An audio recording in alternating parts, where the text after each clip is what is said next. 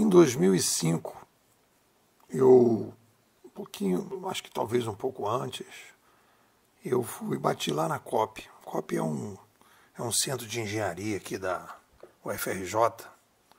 Fui procurar o Marcos Cavalcante para falar das minhas ideias sobre internet, sobre o futuro. E ele me recebeu, se entusiasmou pelas minhas ideias, me convidou para dar aula na pós-graduação do curso de Gestão de Conhecimento da COP.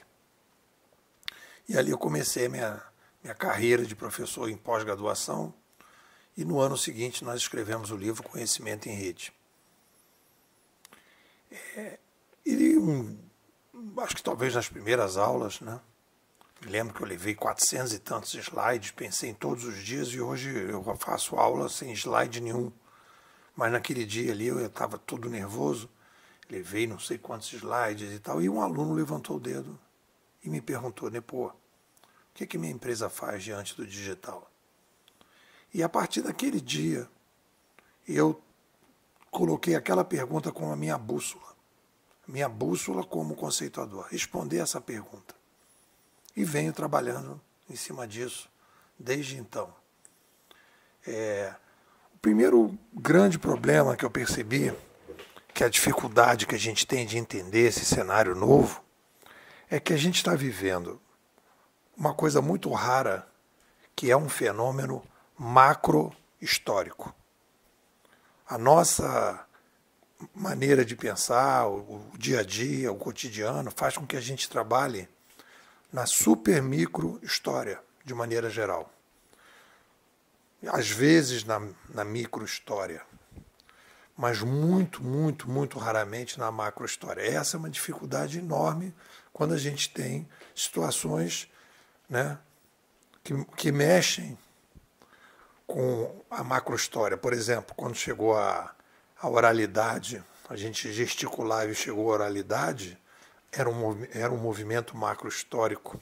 Quando a gente começou a ter a escrita, era um movimento macro-histórico. E a partir dali, várias mudanças aconteceram. Então a gente não tem essa percepção.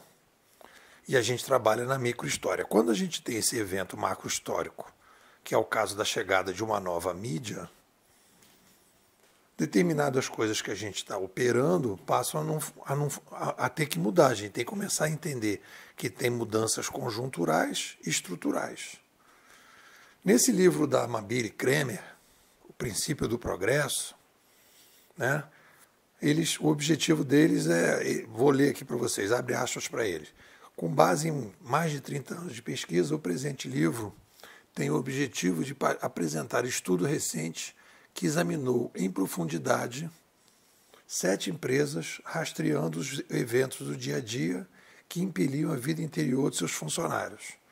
O pessoal ia escrevendo e ia dizendo para os autores o que estava acontecendo naquelas empresas. Eles escolheram 7 empresas aleatórias, né? E aí olha só que interessante, o nosso objetivo é ajudar os gestores a melhorar, apontando e ressaltando as ciladas ocultas. Ok? Ok. Então, o que eles estão falando? Eles estão falando de ambientes da gestão. E aí a gente vai ver como outros autores que estão trabalhando na microhistória estão vendo as empresas, como é que funciona hoje uma organização.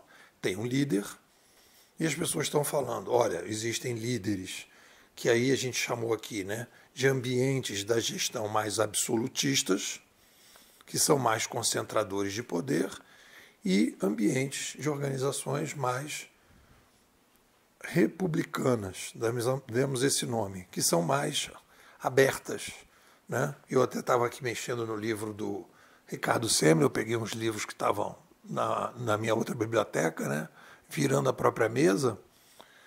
O livro do Ricardo Semler é claramente um livro da passagem de uma empresa absolutista para uma empresa republicana. O líder resolve abrir as portas para dar mais autonomia para a equipe. Mas isso tem a ver com a gestão. E nós estamos entrando agora num novo cenário que é o cenário da curadoria. Quando a gente pensa em Uber, quando a gente pensa em Google, quando a gente pensa nas organizações que estão surgindo, né, em que você deixa que o fornecedor e o cliente, a Amazon, em que você deixa as estrelinhas tomarem conta e passarem a fazer o controle de qualidade, a gente tem essa mudança. Então o livro, ele tem algumas coisas estruturais interessantes, que é, quando você dá mais autonomia para as pessoas rendem mais, pensam mais no futuro, ok, mas aí vem a ideia, mas o líder precisa ajudar, ok, aí tudo bem. Então, a gente está falando da passagem e o papo de transformação digital, na verdade, boa parte do papo de transformação digital é quando a gente faz a mudança usando as ferramentas digitais para sair do absolutismo para o republicano. Mas não é isso o grande salto macrohistórico que a gente precisa. Dito isso, temos aqui como sugestão assim, para a nossa caminhada, para a nossa jornada de excelência, a ideia que os autores falam do diário de bordo. Aí isso aqui eu acho que é uma coisa importante e que fica para a gente trabalhar, né? Dizem eles, né? Vou abrir. Abre aspas. Pessoas em muitas situações diferentes podem se beneficiar ao escrever regularmente sobre eventos em suas vidas. E aí eles vão detalhando isso. Eu faço isso já há algum tempo, mas não de forma mais organizada, como eu passei a fazer a partir desse livro. Então, a minha sugestão para que você tenha um diário de bordo, e aí organize isso da maneira que você achar melhor. Divide o teu diário de bordo da seguinte forma: gatilhos que escancaram traumas. O que de repente gera em mim um troço que dispara uma emoção que eu não tenho muito controle. Situações inusitadas que causam incômodo. Você viu uma situação nova, por que é isso? Tenta classificar, tenta organizar isso, dá um nome para o seu gatilho, dá um nome para as situações inusitadas, fica desenvolvendo, faz uma pesquisa sobre isso. Erros que não podem mais se repetir. Aconteceu um erro, eu esqueci o meu carregador no hotel, na última viagem, como é que eu faço para isso não acontecer mais? Depois, metões, metas e metinhas. O que é um metão na sua vida? Daqui para 3 anos. O que é uma meta? O que é uma metinha? E depois, organizando a narrativa profissional. O que vocês dizem? Pessoal, Bimodais, futurismo para empreendedores. O que é a nossa escola? É uma startup. É uma startup conceitual. E o nosso foco principal é a formação, né, de formadores para o empreendedorismo.